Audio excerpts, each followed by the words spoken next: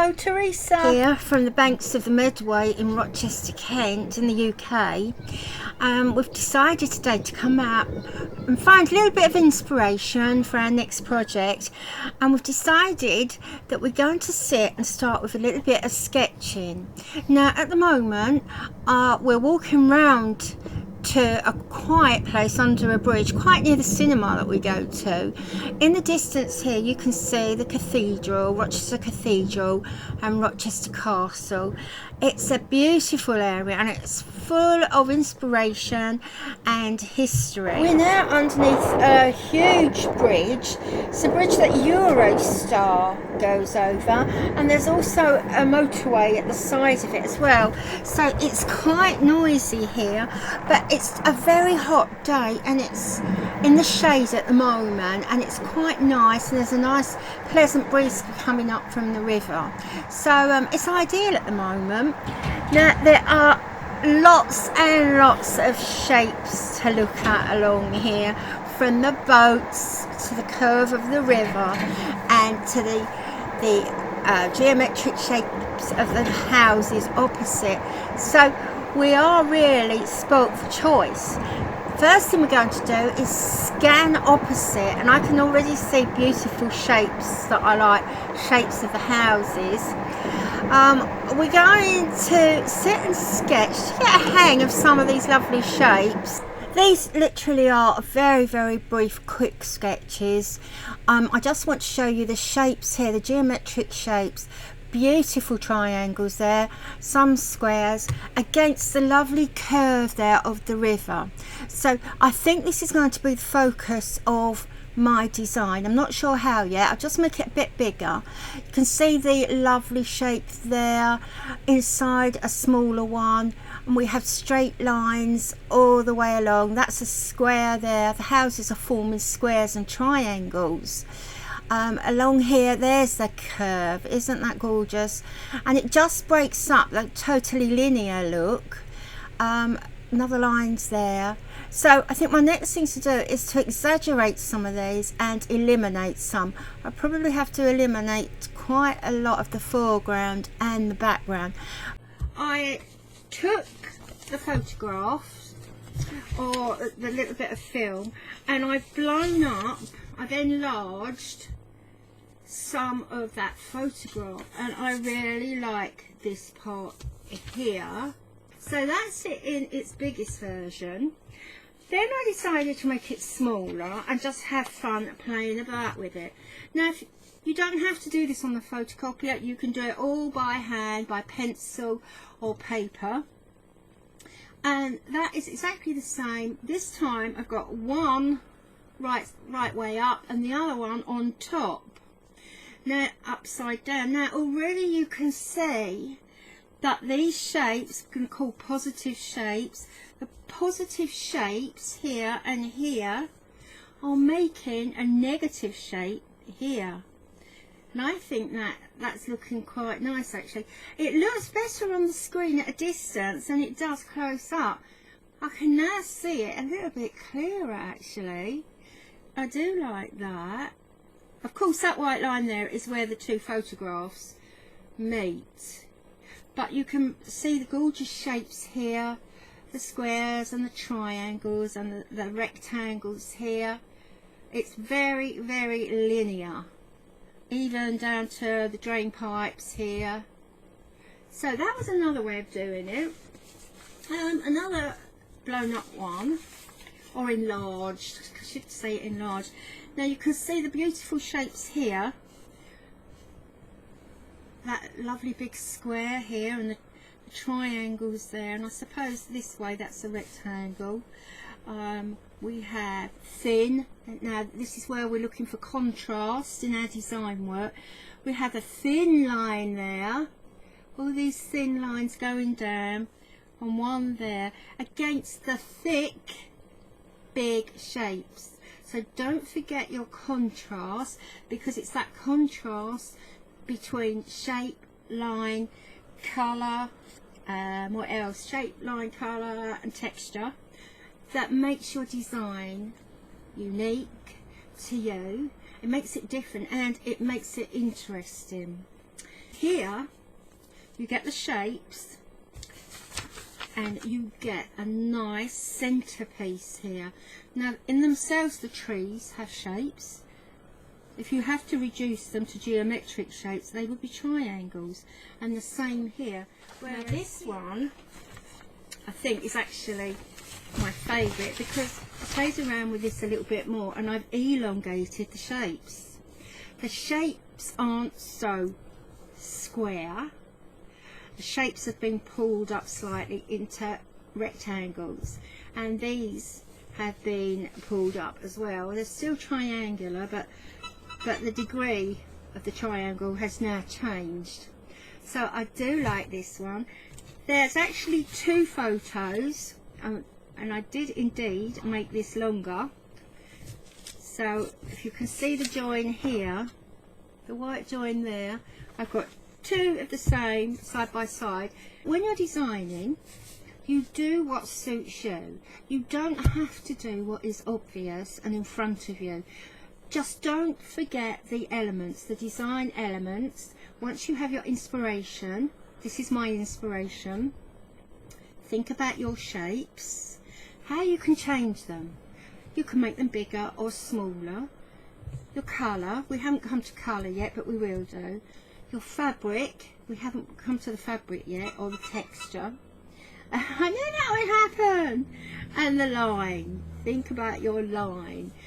One word you need to remember is contrast. Contrast the tall against the short, the big, fat or wide against the narrow. So all the time you're thinking of developing your design. It's the development of an idea, and it is so easy. It really is. So that is as far as I got with those. The next thing I'm going to do is sit and play around a little while, just to see how I'm going to progress with this. And I quite like this effect, edge to edge. I like that bit in the centre, like that. So this is how far I've got. Now I've joined one of these, or 2 of these I should say. Here's the river, so we have the sandy bank here and the grass here where the trees meet the river. I bring that down where the trees meet the river, so there we are here. And I flipped another one of these up this way and joined them here like this, and I have just trimmed these here, just trimmed it slightly and put it on top like that. Okay, now I can see on the screen I don't like that straight line there, which is actually here and here. So what I will do, I shall curve this off around here, probably following, oh no, I know what I'm going to do. Yeah, I'm going to reduce these shapes here to the geometric shapes, which will actually reflect the shapes up here. Which will actually reflect the shapes up here, the triangles up here. If you can see here, the trees can be reduced. I think the next thing I'm going to do is to trace this off. I've just popped out actually for this baking. This is actually baking parchment or baking paper. I've just made quick tracing of this one. I've made this smaller to fit the frame, and this is the size that I'd like the finished piece of work. You can see that the frame just goes over that nicely. So I've cut a little bit off here. I don't need that. And then I've traced over this. Now if you look over here, it might look a little bit different because I've simplified it further, which means I've exaggerated some areas and I've taken out others. So I'm quite pleased with this. It's not as fussy as the previous one. It is, as I said, simplified. Not much, but a little bit more. So what I'm going to do, I'm going to use these shapes for the template. So I will be cutting all these out and then putting them on my fabric. This I think I'm going to use for the backing, so that will be interfaced. That probably won't be seen at all, so that doesn't matter. I also have another option for the interface back, and that's this one.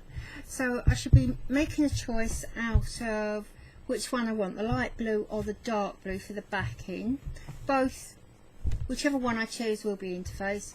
And these are the fabrics I'm thinking of using. I've gone for patterns because it's very plain. The photograph, if I can find it somewhere, yeah, the photograph is all very plain. So I think I'd like a little bit of a challenge of not just replicating the colours. I've decided I like the colours, but I've maybe using pattern fabric with some plain, because that is the contrast. So these are, at the moment, are the colours that I've picked out. And I decided I didn't need the tracing paper. I was actually going to cut the picture up. So this is why I've got it on my phone now for reference. So went back, I've cut the picture up into the sections I want, as you can see, and it was much easier to cut this. It's a firmer paper than the tracing paper, well, the baking parchment. So I mean, I didn't waste anything there because I did actually work out the shapes on that. But I think these are a nice form of template.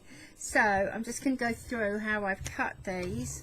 I've cut them along here, and you can see the beautiful shapes that I'm getting here and there, and then along here where the sand is, and then we have the river in the middle here. I don't know where the river, oh, there's the river bit. There's the river, that goes there. Now I stopped at the river because I thought I can just use these pieces, reverse them, flip them over and use these pieces. It still won't be symmetrical, and if it is, then it doesn't matter. I can soon break that up.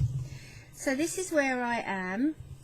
Now these are the two pieces for the beach, the sand beach part. Now I'm doing it this way so I get a rough idea where they go, and I do like this shape. So I think the easiest thing to do is find the middle of this and place that back there. Now that looks pretty much like the middle. So I have 3 strips here, 3 strips for the river and for the greenery. So I don't really need to shape these because these pieces, which are shaped, will naturally shape these. Now if you just bear with me a moment, I'll show you what I mean. Right, it seems to be a bit of lagging on my computer. Anyway, so first thing to do, as I've just said, is find the centre there, and the centre here is there where the 2 pictures joined. So I'm guessing the centre is probably about there. So now I just want those there, that piece there, just held in place. Now I've got something to work around. So I'm going to put that one there, and then take one of these. Let's see where these actually fit. Haha, so that fits there. So this one I'm going to pop there, pin that in place there. Oh, these were no pins, the bane of my life. Oh, one there, and we'll have another one to hold it down here. And I'm going to do the same the other side. Now these will be appliqued down. Now let's take the river out and see what we've got. And that is the river. So there's the river, there's the sandy bits, and there's the green bits. Just place that back. Sandy bits and the green bits here. And exactly the same there, sandy bits and the green bits. Now I will sew that down, I think, first before cutting out the blocks of houses. So I think now I'd like that nice curly shape here around the green, so I will cut out a piece like this, possibly all in one, I'm not quite sure yet. No, so that will be like basically like that, and then I'll have the green in something else, the trees.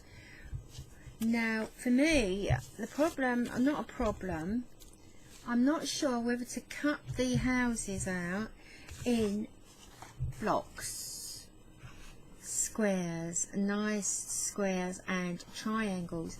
So literally just reducing them to squares and triangles.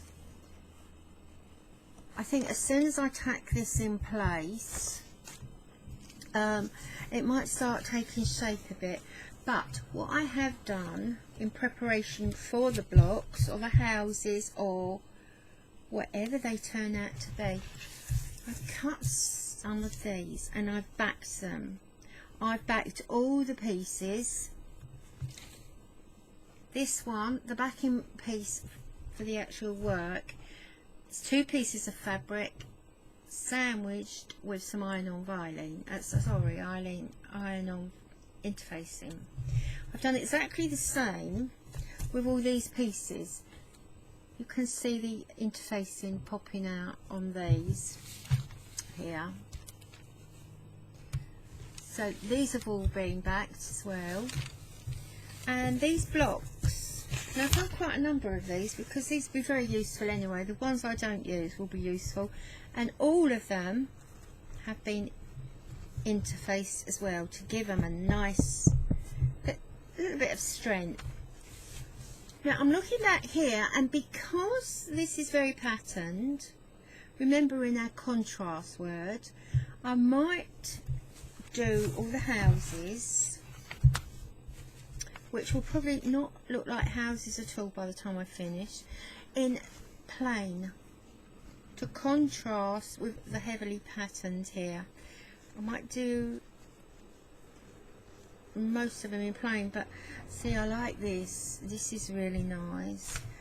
But I think so. This is as far as I've got, and you can probably see that it doesn't bear any relation at all to the inspiration. That's okay, it doesn't have to. It's not going to be an exact copy. It's going to be a study in shape and colour and texture. So probably the things that you'll notice most of all is I've actually removed these orange ones. I'm still not sure if it's the right thing to do, but they didn't seem to add anything at all. It just jumped out. They wasn't given the look that I wanted, so I've taken them off in favour of something a little bit more muted and sandy coloured, and it's that. Don't worry about the join there, because that join won't show by the time I put the surface stitchery on. Now the trees, these are the trees here. I've done them all in white, different fabric each side. That's like a baby cord, and this is like a big cord, an adult cord maybe. Can you hear the texture? So even if you can't see the texture, you can hear it. I've tried to match the colour as best as possible. I can see that needs bringing down a little bit. Now these trees were reduced to the basic geometric shape of a triangle, cut in strips and placed over boxes of different fabrics. The fabrics I showed you with the backing, the interfacing on the back, it's all been interfaced. All these shapes have been interfaced. So the boxes were put down first, and then these were placed on top. So there was no cutting V shapes on the boxes, because this shape provides the V. Right, if I just there, makes it easier. We have two different fabrics here. All the little boxes are different fabrics. They're all basically blue, with a blue hue. Then this has been placed over to give the triangle shape. These are large triangles, different fabric. Once again, two different fabrics here. So this one is a synthetic polyester, and this is some sort of open weave. It's very frayable, that one. So I was pleased to have interfaced that to stop it fraying. So that is where we are. I've treated this side exactly the same way, only I've spaced the triangles a little bit different to this one. Don't want an exact mirror image, just want a similarity, and I think it's going that way now. I've had it on the wall for quite some time, and it's at the moment it's a hodgepodge of blue and white, and I need to marry them together. Now I've decided to do that with the old favourite. Do I have some more here somewhere? I'm going to put this here to make a few more shapes, and that is just navy blue tulle on net, and that highlights the blue there, and it adds a little bit of shade in here.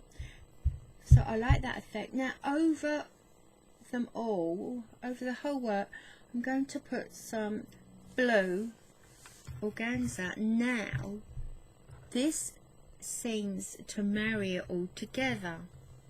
It casts a nice blue over it all, takes the starkness off the white as well.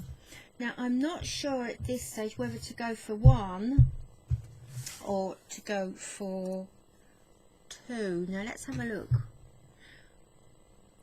No, I think actually I'm going to use two, but I have also decided place with machine sewing. So I'm using the machine sewing basically as a permanent tacking stitch, which will stay there.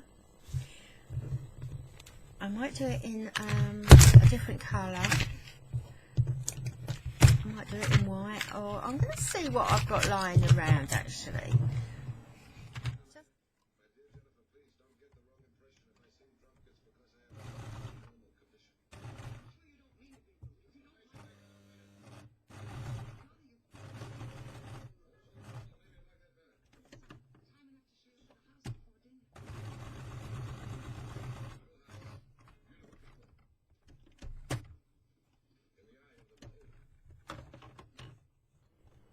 Right, I've done this machine sewing. I've done it in green and white. I'm not sure if you can see the green too much. It's all round here, and it's round these triangles here, and the same over this side. Now, although I was going to use this white for almost like a tack-in to hold it in place, I'll probably keep most of it. I just like the way it looks. Unfortunately, you can't see the blocks, unless you really look and see the different textures of fabric, it isn't how I thought it was going to look. I thought I was going to have distinctive shapes, block shapes here of the different fabrics, but it's all merged into one. Some areas are patterned here. We've got light blue here against dark blue there, and the same over here. But yeah, so it's taken on a little bit of a strange or a different look. I deliberately didn't put a white thread down here because I think by leaving this side, that is now blending in more with the rest of it. The same that side. I think had I put white down there, it might have broken it up too much. However, I haven't done the hand sewing yet, so it'd be interesting to see what happens, which way I go with hand sewing. But now I'm going to leave it for a while and think about the colours that I'm going to put on there, and definitely red, and I think actually some gold or silver. Blue and silver go nicely, and if I put a little bit of red on here, red and gold as well. So I just need to leave it for a little while, and then I'll get back to it and hopefully have some ideas. Well, it was hanging on the wall for quite a while, and I just couldn't see where to take it next, and for one of the first times I've had an absolute block and I don't know where to take it. So anyway, I left it on the wall, not knowing whether to start with hand stitchery or whether to do the blocks down here to divide these or whatever. So I left it and I went down to do my voluntary work in the cathedral, and while I was walking away I had some inspiration with the architecture. Now please don't forget that to visit the cathedrals you don't have to have any faith whatsoever. So I'm not selling religion here, I'm trying to sell you architecture. So please, if you haven't got faith, you don't have to, but if you get the chance to go into these medieval cathedrals, please do, because it's a wealth of design inspiration. There's lots and lots of them in Europe. My daughter and I have spent many hours over the years popping in to see the architecture in all the local cathedrals, and there's some beautiful cathedrals over there. I'm thinking Germany and Holland and all round that way, Belgium, France. So as I said, if you do get the chance, please go in to your local cathedral and just have a look at the architecture. Now I walked around this morning and spoke to the visitors and generally had a good time like I do, but I still had this in the back of my mind until I looked down the nave and I saw some beautiful shapes. Now look at these shapes here. These shapes are absolutely beautiful, and I'm thinking, oh, that reminds me of here, the pointed here. With Stitchery I could just as well add some curves around here, and suddenly I felt that maybe an idea is forming. The same here.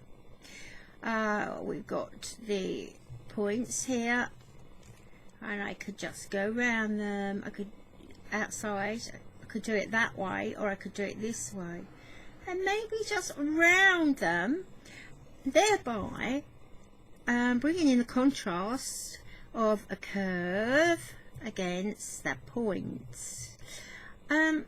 So I'm really quite excited about this idea, and the various sizes as well.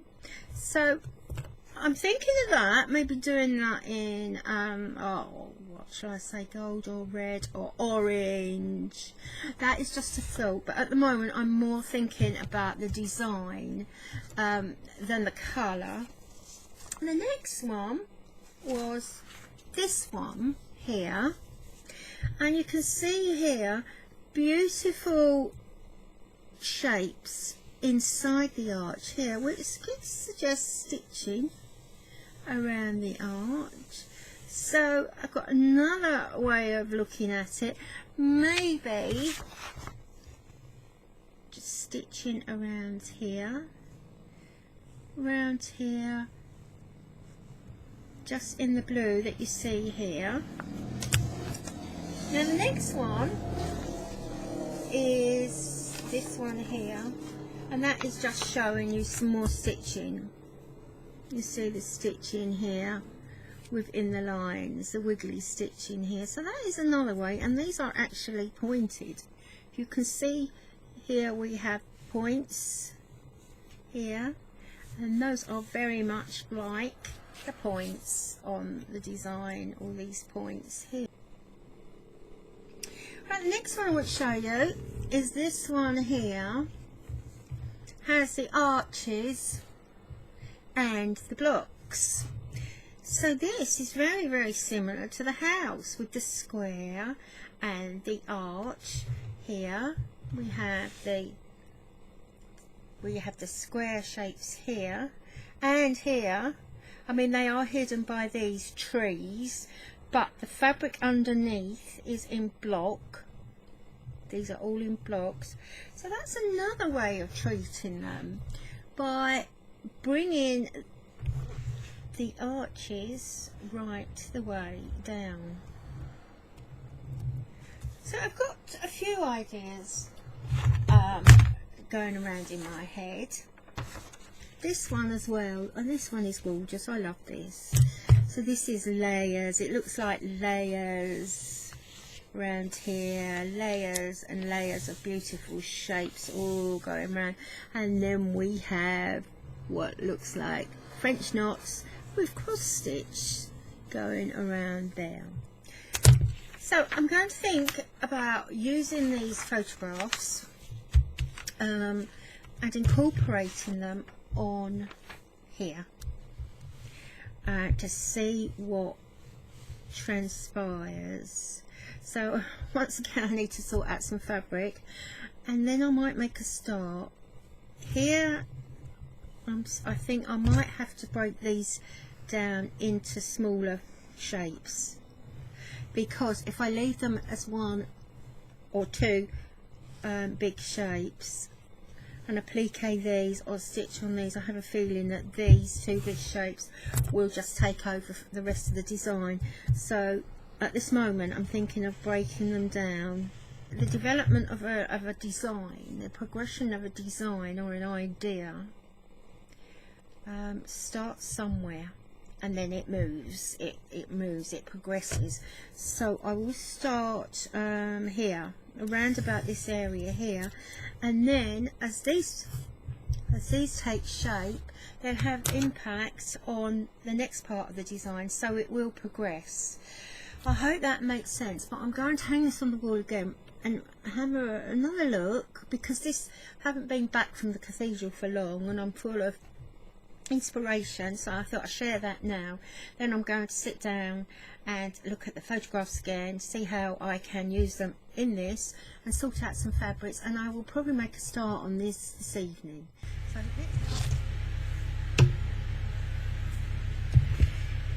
So I've given it quite a lot of thought. Now the shapes that I'm going to put here, round like that, I've decided to do two at the same time, which gave me a circle.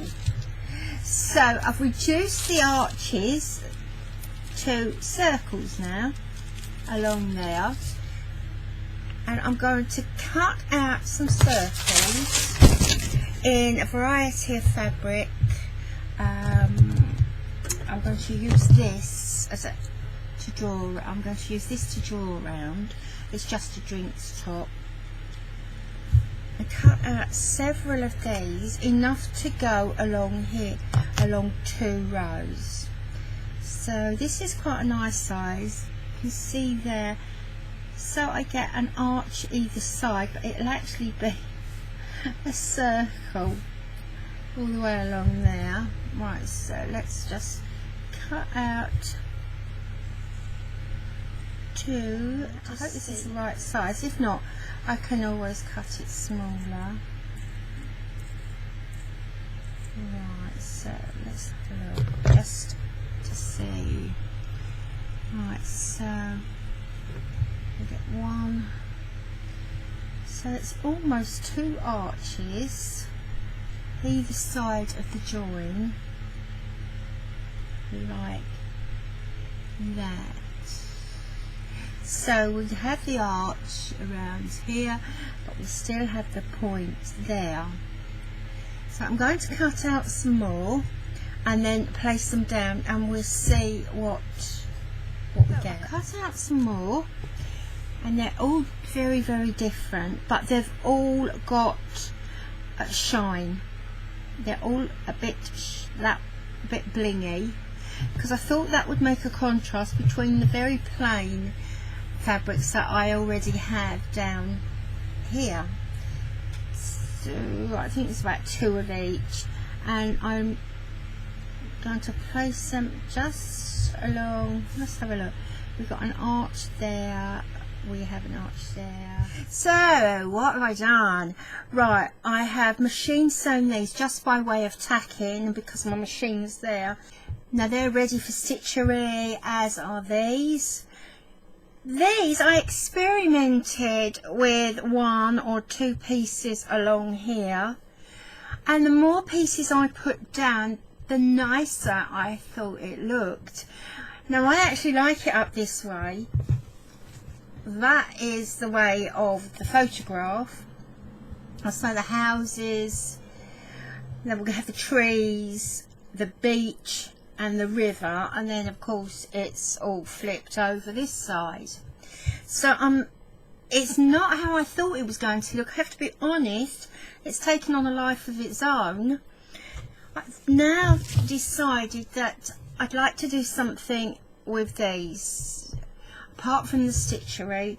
I don't know whether to cut some of these in differing fabrics. I've actually got some at the size here, just a small shapes around here, and maybe put them in the middle. Let's have to, well, maybe not that one. That's not really a good, I don't think that's a good one. Oh, maybe on something darker. But I have cut a few here, and I've cut them from these, so we have a little bit of a composition going on, a bit of a relationship between the colours here, or the fabrics here, and the fabrics here.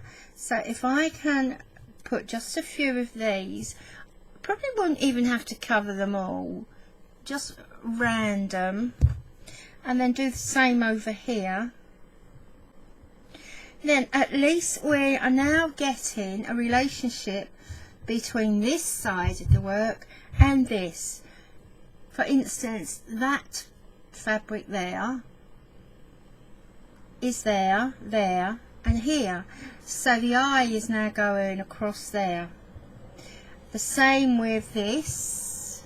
That is there, and there. Of course I can vary these, move these about, so to make it more pleasing to the eye. So it's there. What else if I put this here, then we have a nice triangle from there to there to there. So this stage is about marrying some of these. So now the eye is now connecting them into a coherent piece of work. Goodness, this is really taking on a life of its own now, and I think this might be the last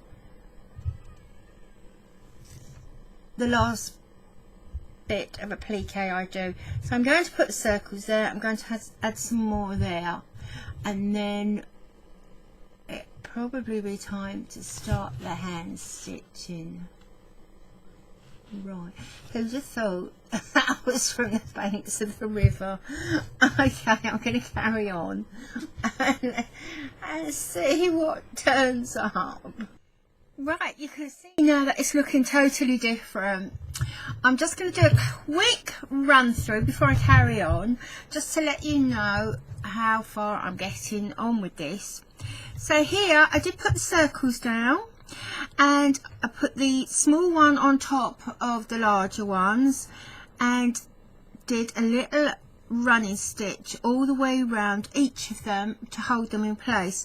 And I did use red thread. I was desperate to get some red on there somewhere, so I've used red thread, and then I've done a straight stitch straight across 8 times, so it's like a wheel. If I bring that up there, so I did the straight stitch on all of them, going right the way across 8 times, and I then dotted them with a red bead.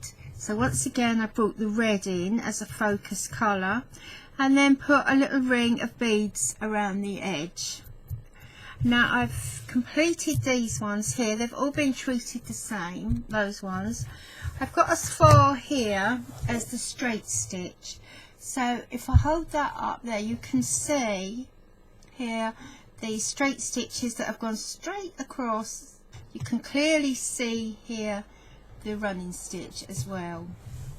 Moving down here, I've added some running stitch or slow stitch, whatever, in these shapes, some of these shapes here.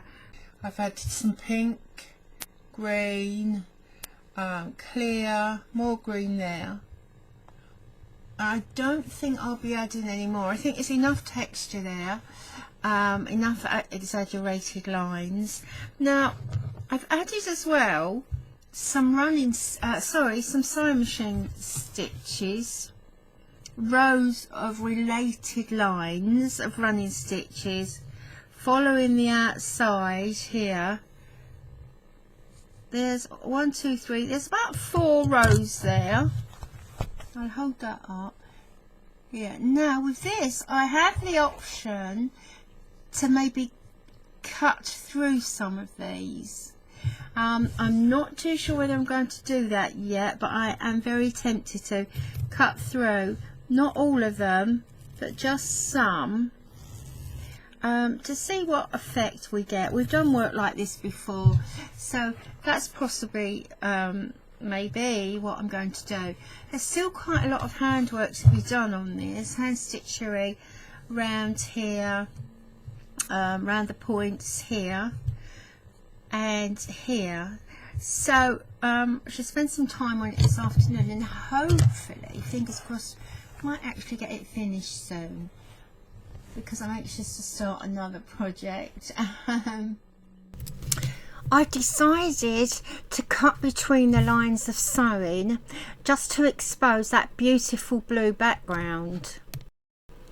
I'm trying to do this very, very carefully so it doesn't actually go through to the background fabric. These little embroidery scissors are ideal because they're pointed and they're very sharp, but it's still very difficult.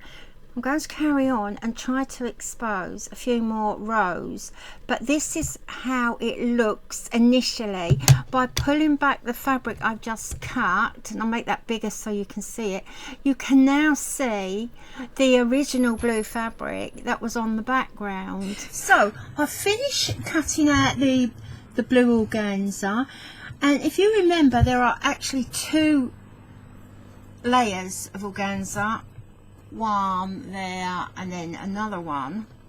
From these I've cut out both layers, exposing all the original fabric there. Now I'm going to do the same up here, and I've cut out one already. I want to take away some of the blue from along here, but I don't want the stark white there, because I think with one layer that is going to marry in with this colour here, so there won't be any stark white. If I leave that as a stark white, it's going to jump out, and it isn't going to blend with anything there. So I just want to take the edge off the white, and I should do exactly the same to these as I did there, but as I said earlier, I took off both layers on these. They look like waves. I'm only going to take off one here. This is a bit more difficult because I have to leave one. This is so fine. I only want to take off the top layer but leave the other one. So once I get make a little hole and just work out one layer, not two. I think that's one. Ooh, or is it two? Oh yeah, that's one. And then it's easy enough just to run the scissors along there. So I think I might try this in one go actually, right the way along. It'll probably be a bit easier that way. Oh, here goes.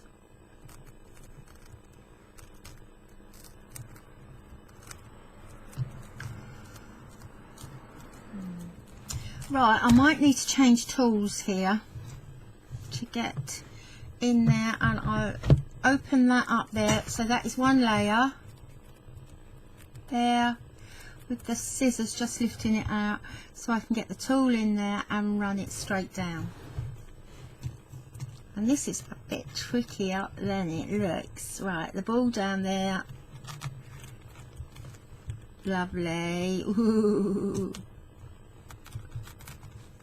Lovely. You see, you put the ball edge, the ball side in between, and it stops this point going through the fabric underneath. Right, now there we've come to a seam, so, or a join. I'm just going to turn that round and take it up there. That's lovely. Pull it back here. Actually, I alternate between the scissors.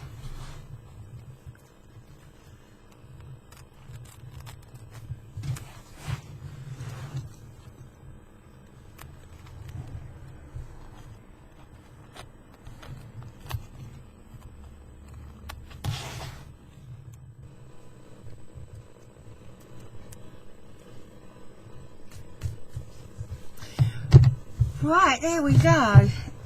That was a lot trickier than I thought it was going to be, and I did actually make a mistake here and cut into the two layers, but I've actually glued it down with a little bit of glue stick, and so far so good. It's holding down to the background, to the white now.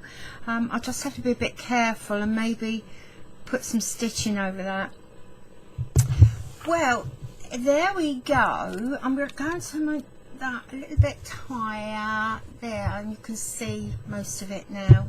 I carried on doing as I said I would do on these two rows here, and I think that really makes a difference, and I'm pleased I left one layer and took away the top layer.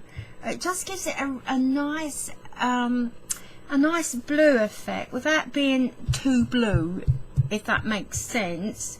It's breaking up the deep blue but not being stark white in your face, so I think that's quite a nice effect. What I do like about taking this off, it has left a really nice line around here. If you can see that beautiful dark blue here where there are two layers of organza, I think that looks really lovely there, and around here it looks as if it's been shaded with a pen to give it a bit more depth. I'll turn it round that way, so that is the original way, but personally I prefer it that way. But I'm going to have a little break now, have a think about some stitches I might do around here, because I did make some mistakes here. As you can see, these aren't pointed. That one's not pointed there, and that one isn't there. I'm really not that bothered about it. There's one there, so I could leave them or do some stitchery around here. Yeah, I think maybe it needs a little bit more stitchery, maybe up here. And I'm now thinking of the arches at on the cathedral. Maybe some little stitches, maybe some stitches here. But I'm going off now to have a little bit of a think, and then hopefully when I get back I'll either have done it or I will start doing it. Robert dug up dinosaur bones during their mining expeditions and pieced together a dinosaur in the same way that we did. But many believe Atlantis to be a little more than a legend, based on stories told by the Greek philosopher Plato. Is this strong enough evidence of its existence?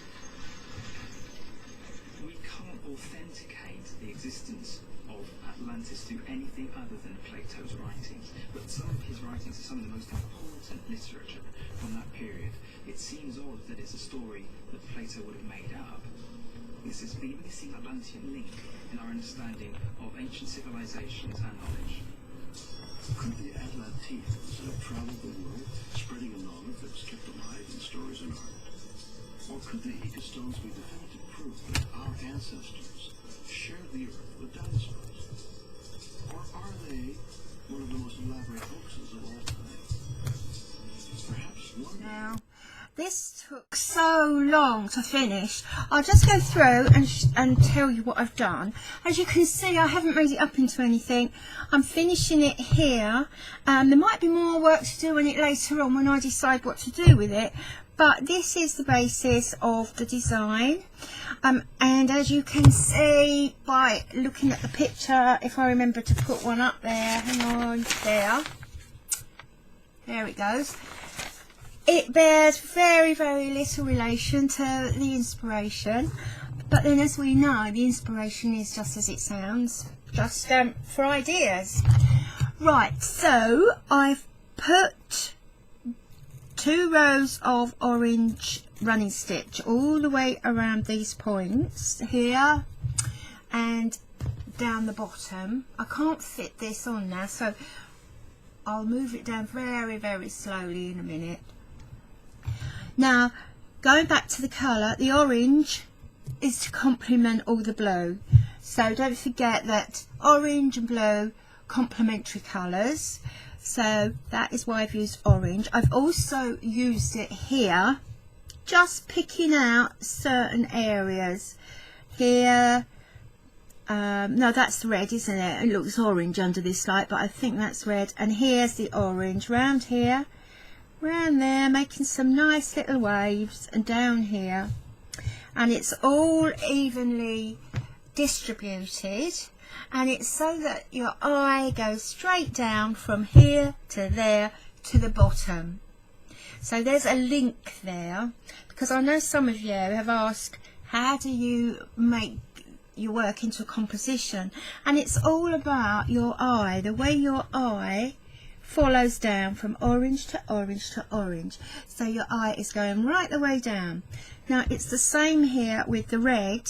The red complements the green. Now I've used the green running stitches around here, red next to it, red in the middle, and then from that red to this red here, and then back down to this red. So once again your eye is going from that red to that red to that red, yeah, that's red, and then down to this red. So your eye, it's easy on the eye, and that's all you're doing. So that's the orange, you've seen that before.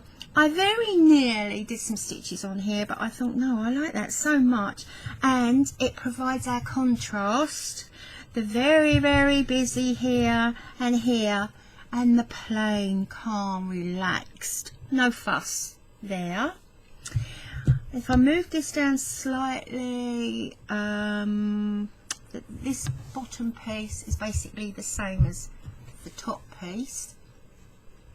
Now why this doesn't look straight here is because my camera's at an angle, and there's nothing I can do about it at the moment, and so it looks a bit wonky donkey. But there we are. If I hold that up, now if I just hold the centre bit up, I'll make this a little bit bigger. Here we go. Right there.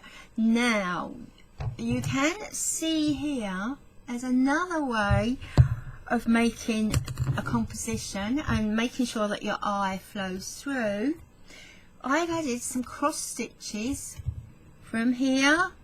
Where are we on the camera?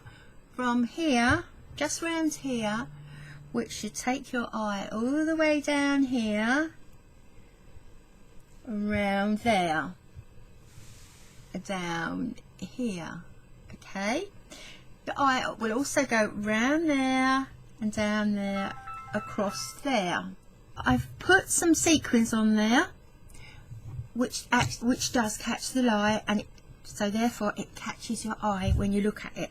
So everything on here is designed to catch your eye and make your eye go down. Now, with regards to texture, one of our lovely words that we like to use, I'm just going to make that smaller. We have the texture here, the texture made with contrast. So we've got the rough, the beads, if you hear texture there, against the soft here, softness, all the soft areas against this lovely rich rough texture, which I love. The shapes we touched on earlier on. We've got nice round shapes here set against sorry, not curves, these are curves, aren't they? Set against the sharp points here. Nothing curvy about those. Same here at the top. We have the really sharp points here. And then down here we have the soft curves of the river. The soft curves of the waves here.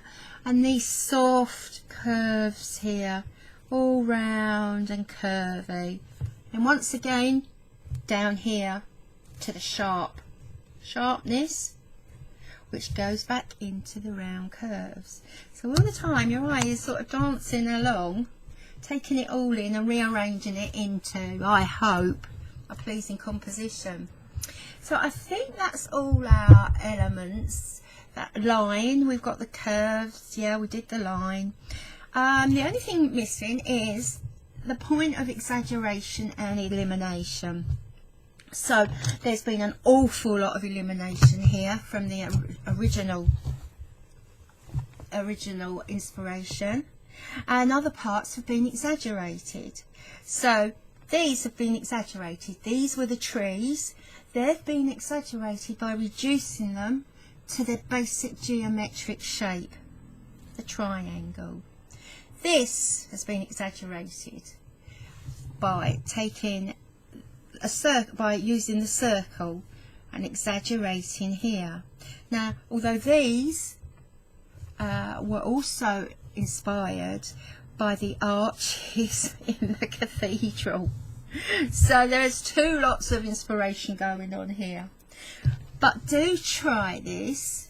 Just nip out into your garden or look out of your window, grab a pencil and a piece of paper, it could be something that size, back of an envelope, and just have a scribble around and try to reduce what you see to its basic geometric shape. Circle, triangle, square, rectangle, you know how it goes, okay? And you might be surprised at what you get. And if you start tearing them in newspaper, placing them down into what pleases you, what pleases your eye, remember your contrast, small and large. You don't want any mediocre shapes. Try not to have any mediocre shapes in between. And stick them down. Have a gluing session. Let your inner child sing. Okay. Sometimes I think mine does too much singing. It needs to be popped away sometimes. But I do hope you enjoyed that. I've tried desperately hard to keep this under an hour. So having said that, I'm now going to log off, and I'm going to, well, I've already started the next project. I've been running this at the same, at the side of the other one, which I've just made a start on, really.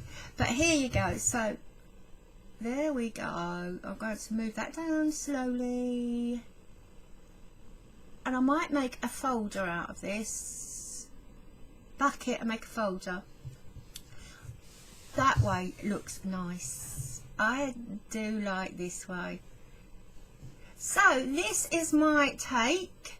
This is my interpretation of my local river, the River Medway.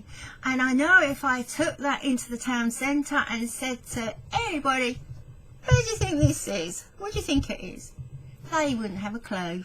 Okay, because I'm sure one day I shall find this in a box and think, what the hell's that? What's going on there? Okay, anyway, keep safe wherever you are, and do subscribe if you haven't. Alright, so take care everyone. I'll speak to you soon. Bye.